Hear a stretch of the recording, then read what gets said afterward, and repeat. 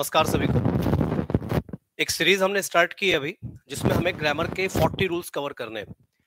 और ये किन के लिए सीरीज है? जिन स्टूडेंट्स की इंग्लिश वीक है या वो इंग्लिश को ढंग से याद नहीं कर पा रहे हैं या रूल्स में वो थोड़े से कंफ्यूज हो जाते हैं, तो उनके लिए एक 40 रूल्स सीरीज मैंने निकाली है, जिसमें फर्स्ट रूल मैं प्रीवियस क्लास में करा चुका हूँ। ये आपका सेकंड रूल मैं आज करा रहा हूँ। टोटल 40 रूल्स हैं। 40 रूल्स को आप लोगों ने भी कवर कर लिया तो आपका एनडीए, सीडीएस, एसएससी, एमटीएस, जितने भी आपके एग्जाम्स हैं गवर्नमेंट जॉब्स के, उसमें आप बढ़िया मार्क्स ले आओगे ग्रामर के अंदर, क्योंकि रिपीटेडली इन्हीं में से आपसे क्वेश्चन बेसिकली पूछे जाते हैं। तो ज्यादा टाइम नहीं ले रहे हैं। जिन्होंने रूल नंबर 1 नहीं देखा वो रूल नंबर 1 इसकी प्रीवियस क्लास में जाके देख लीजिएगा। आज है आपका रूल नंबर 2। ठीक है, चलिए जल्दी से स्टार्ट कर लेते हैं।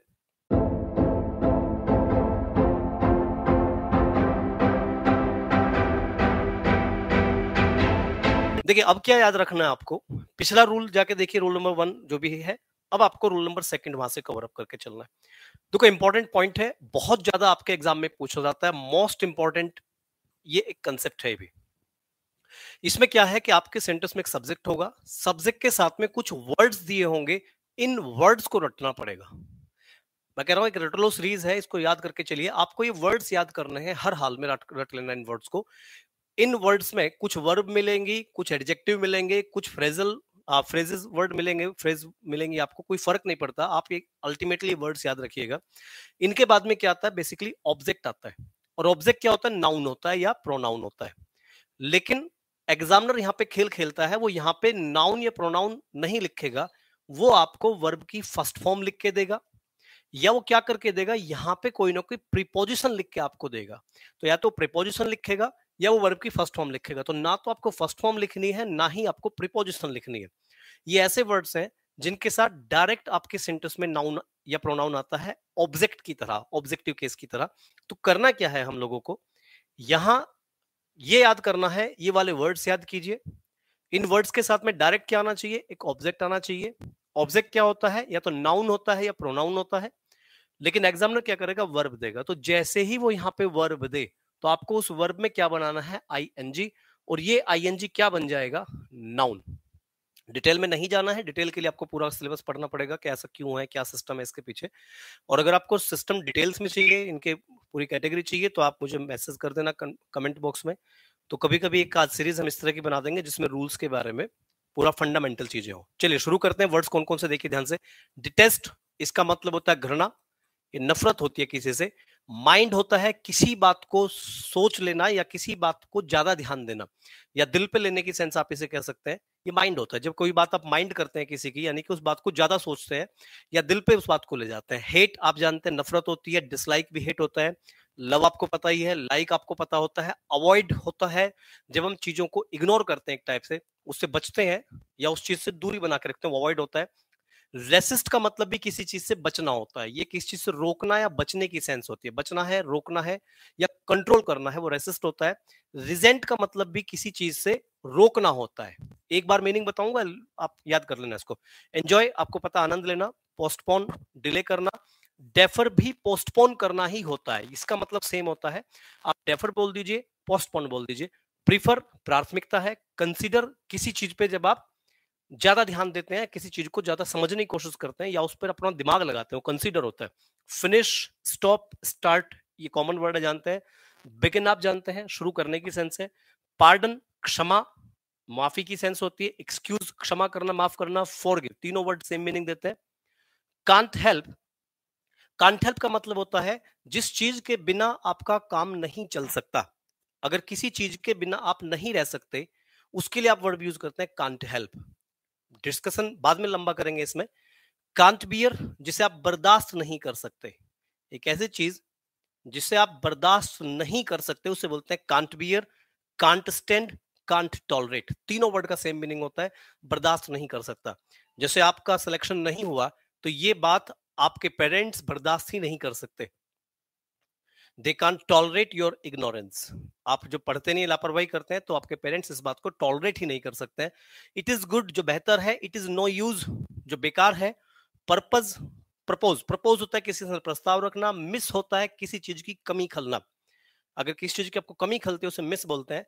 रिग्रेट, पश्चाताप, विलाप होता है। और मीन्स होते हैं किसी भी चीज का एक अर्थ आप यूज कर सकते हैं या फिर किसी के साधन संसाधन, बहुत सारे मीनिंग होते हैं, तरीकों को भी मीन्स कहा जाता है।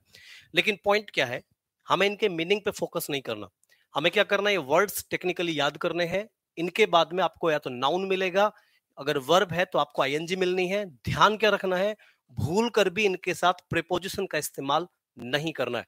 अब आते हैं क्वेश्चंस पे। जैसे आपने कहा कि you should avoid oily food, देखो अवॉइड के बाद में आपने लिखा हुआ है क्या, सॉरी, अवॉइड के बाद देखिए, अवॉइड के बाद क्या लिखा है, ऑयली फूड। थोड़ी सी वीडियो आज लंबी हो जाएगी ये वाली क्लास आज की, क्योंकि इसमें पहले एग्जांपल समझा देता हूं फिर इसके क्वेश्चंस पे जाएंगे। अवॉइड के साथ क्या लिखा है, डायरेक्ट ऑयली फूड, चल देगा। I will miss my family, किसको मिस करूंगा, फैमिली को मिस करूंगा, डायरेक्ट नाउन आ जाएगा, कोई समस्या नहीं है। एवरीवन लव्स, लव के बाद तुरंत नाउन आएगा, हिज चिल्ड्रन, ठीक सेंटेंस है। ही प्रपोज्ड राधिका, उसने राधिका को प्रपोज कर दिया, किसको प्रपोज कर दिया, राधिका, कोई प्रीपोजिशन बीच में नहीं है। डोंट माइंड इट, माइंड के बाद तुरंत एक प्रोनाउन है, सारे सेंटेंस करेक्ट है। आई कांट बियर दिस नॉनसेंस, मैं इस बेहुदगी को बर्दाश्त नहीं कर सकता। आई can't bear this nonsense, can't beer के साथ में डायरेक्ट नाउन है। और वी एंजॉयड अ मूवी, किस चीज का आनंद लिया, मूवी का। तो ये एग्जाम्पल क्या है, जैसे आपने कभी भी कोई वर्ड ऐसा बोलना है तो उसके साथ डायरेक्ट नाउन बोलता है, जैसे ही proposed me, I like you, direct noun या प्रोनाउन वहां पे आता है। लेकिन एग्जामिनर क्या करेगा यहां पर, इसके साथ में सारे सेंटेंस करेक्ट है, propose Radhika, love is parents, love is children, I miss my family, we miss my family, I miss your family, जो भी कंडीशन होती है। You should avoid oil food, don't mind it, I can't bear this nonsense, we enjoyed a movie. Clear. Examiner क्या करने वाला है यहां पर, वो इन वर्ड्स में जो भी लिखवाए हैं याद करने के लिए आपको बता रखे हैं, वो इनके साथ सेंटेंस में क्या लिख के देगा, वर्ब की फर्स्ट फॉर्म लिख के देगा, या वो कोई ना कोई प्रीपोजिशन लिखेगा। देखिए किस तरह से क्वेश्चन आएगा एग्जांपल में। पहला क्वेश्चन देखो, ही स्टॉप्ड टू राइट। अब देखो यहां वर्ड लिखा स्टॉप्ड, स्टॉप्ड के साथ क्या लिख दिया, टू राइट। ये नहीं हो सकता, आप रोकते हैं तो किसी ना किसी वस्तु को रोकेंगे, किसी ना किसी नाउन को रोकेंगे। He stopped his car, you should stop abusing, abuse नहीं अब्यूजिंग। तो आपको करना क्या है, ये वर्ड याद होना चाहिए, रटा हुआ होना चाहिए। स्टॉप के साथ टू प्लस वर्ब नहीं आता, क्या आना है, आईएनजी आना है। ए पार्ट में एरर है, अगर आपको ये रटा हुआ है, ये वाली वर्ड तुम्हें याद है, stop, start, begin, finish, and, इस तरह के वर्ड्स तुम्हें याद है, तो इनके साथ ध्यान के रखना है। एग्जामिनर गलती करेगा, टू प्लस वर्ब की फर्स्ट फॉर्म लिखेगा, या वो कोई ना कोई प्रीपोजिशन लिखेगा, आपको उसी चीज से बचना है। समझ गए मैं क्या करूं। और अगर आपको चाहिए कि नहीं थोड़ा सा और डिटेल में जाइए तो कमेंट बॉक्स में डाल देना, मैं इसका दूसरी वीडियोस बना दूंगा। आज की वीडियो थोड़ी सी 1 या 2 मिनट लंबी हो जाएगी। तो यहां पर उसने लिखा है ही स्टॉप्ड, तो टू राइट नहीं लिखेंगे, क्या लिखा जाएगा, राइटिंग। He stopped writing. जैसे आगे देखिए, वुड यू प्लीज माइंड, यहाँ पे कौन सा वर्ड आ गया, माइंड। तो माइंड क्या, एग्जामिनर क्या लिखेगा, टू प्लस वर्ब की फर्स्ट फॉर्म, और तुम्हें उससे एक कदम आगे चलना है। टू प्लस वर्ब की फर्स्ट फॉर्म नहीं आएगा, यहां पे क्या आएगा, आईएनजी, मूविंग, डायरेक्ट आईएनजी लिख दीजिए। जैसे आई कांट हेल्प विदाउट, मैंने क्या बताया, या तो एग्जामिनर वर्ब की फर्स्ट फॉर्म लिखेगा टू के साथ में, या फिर वो प्रीपोजिशन लगाएगा। जैसे कांट हेल्प के बाद क्या लगाया, प्रीपोजिशन नहीं आ सकता। कांट हेल्प के बाद तुरंत आईएनजी लिखना, तो इसके ए पार्ट में रह जाएगी। बाकी सेंटेंस ढंग से पढ़ के देख लेना एक बार। और क्वेश्चन पाइए, नेक्स्ट देखो, देखिए fourth question, the doctor advised his patient, अब एडवाइज तो ऐसी वर्ब है नहीं, doctor advised his patient that he should avoid, avoid आ गया, तो अवॉइड क्या आती, क्या करना, टू प्लस स्मोक नहीं करना है, आंख बंद करो, आईएनजी ठोक दो, स्मोकिंग। एक दो एक्सेप्शनल केस होगा पर वो आपके एग्जाम में आएगा तब देखेंगे उस चीज को। वो कह रहा है it is no use, preposition नहीं आएगा, डायरेक्ट आईएनजी आएगा, बी पार्ट में रह जाएगी। जैसे और देखो, I can't help but tell a लाई, अब ये सेंटेंस नो एरर है, इसको डिस्कस करूंगा नेक्स्ट क्लास में। ये 2015 के मेंस में इस तरह के क्वेश्चन आया था, सीपीओ मेंस में आया था 2015 में। कांट हेल्प के बाद अगर वो वर्ब देता है, कांट हेल्प के बाद ध्यान रखना, अगर वो वर्ब देगा तो उसमें आईएनजी लगा दीजिए। लेकिन कांट हेल्प के बाद सेम मीनिंग बट से दिया जा सकता है, पर वहां पर आपको लिखनी पड़ेगी वर्ब की फर्स्ट फॉर्म। ये पॉइंट है, इंपॉर्टेंट पॉइंट है, इसको मैं नेक्स्ट क्लास में कभी डिस्कस करूंगा। लेकिन ये सेंटेंस आपका नो एरर है। क्यों नो एरर है, अगर आपको पूछना है, आप यहां तक पहुंचे हैं तो मुझसे पूछ लेना। इसको नेक्स्ट क्लास में कभी डिस्कस कर लेंगे, मैं वीडियो लंबी नहीं करना चाहता, क्योंकि हमें क्या करना है कि इन रूल्स को जल्दी से याद करना है, तो रैपिडली इनको समझ के चलो। माई मदर ऑलवेज रिजेंट्स, तो जैसे ही रिजेंट आया फ्रॉम तुरंत हटा दीजिए, और रिजेंट के बाद डायरेक्ट क्या लिखा है, जीरंट, आईएनजी लिखा है। माई कमिंग होम लेट, तो एरर किस में है, बी पार्ट में। तो या तो वो इनके साथ में प्रीपोजिशन देगा, या फिर वो क्या करेगा, वर्ब की फर्स्ट फॉर्म देगा। तो आपको आईएनजी लिखना है और प्रीपोजिशन नहीं लिखना है बोल के भी। The government of India will definitely consider आ गया, तो कंसीडर के साथ क्या लिख दिया, टू वर्क, नहीं आएगा, क्या आएगा, वर्किंग। पूरा सेंटेंस मत पढ़ा करो, पूरा सेंटेंस पढ़ोगे टाइम लगेगा, फिजूल में सेंटेंस में उलझ नहीं होता है। वुड यू प्लीज एक्सक्यूज आ गया, तो टू प्लस, सॉरी एक्सक्यूज लिखा ना, वुड यू प्लीज एक्सक्यूज, तो एक्सक्यूज के साथ में क्या है, देखो प्रीपोजिशन दे दिया, नहीं आएगा। डायरेक्ट नाउन या प्रोनाउन या आईएनजी, तो एक्सक्यूज अस ठीक है, लेकिन टू नहीं आएगा।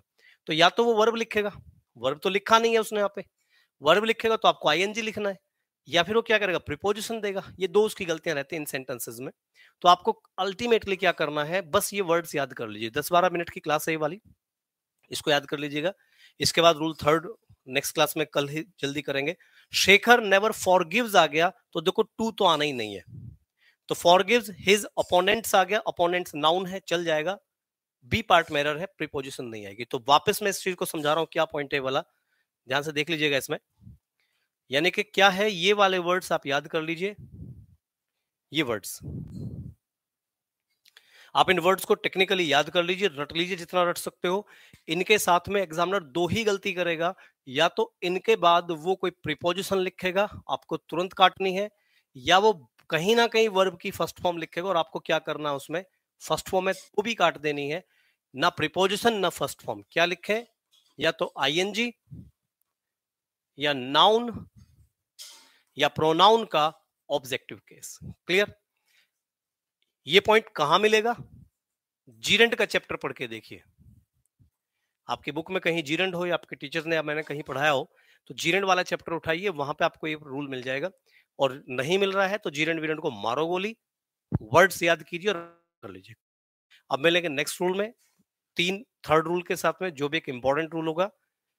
इनके एक नोटबुक बनाइए और 40 रूल्स हैं, इनको रट लीजिए जैसे आप रट सकते हैं। और अगर आपको इनका डिटेल में इंफॉर्मेशन चाहिए कि हमें क्लियर समझाइए, तो भाई मुझे बता देना, उसके फिर एक वीडियो बन जाएगी, ताकि रूल्स के ग्रामर के पीछे, मतलब उसके पीछे ग्रामर का क्या आधार है वो डिस्कस करेंगे बाद में। तब तक के लिए थैंक यू सभी को, गुड नाइट।